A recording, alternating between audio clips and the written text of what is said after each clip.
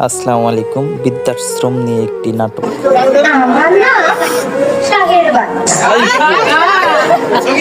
আপনি এখানে কতদিন ধরে থাকেন?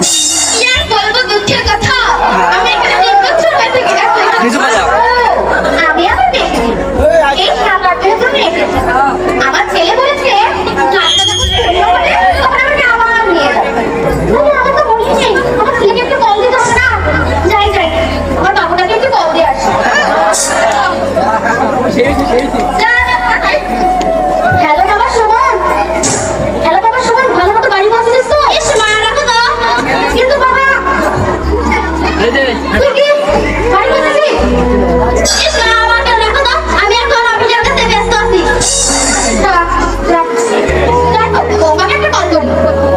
হ্যালো বৌমা, আমার বাবা বাসায় এসেছে, ফোনটা রাখো। কেটে দিল। যাই হোক ঠিক আছে। আপনার ছেলে এত নিষ্ঠুর কেন? আমার ছেলে 3 বছর এখানে রেখে গিয়েছে, এখনো নিয়ে যায়নি। হ্যাঁ, দেখা যাবে আপনার ছেলে আপনাকে নিতে আসবে না। মোটেও আমার ছেলের নামে মিথ্যা অপবাদ দিবেন না। আমার ছেলে আপনার ছেলে আমাকে 7-8 দিন পর ঠিকই নিয়ে যাবে। হ্যাঁ, দেখা যাবে, যান। এটা বৃদ্ধাশ্রম।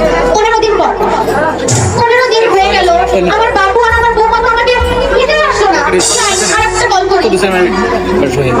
হ্যালো বাবা সুমন, 15 দিন হয়ে গেল, আমাকে কেন নিতে আসলি না?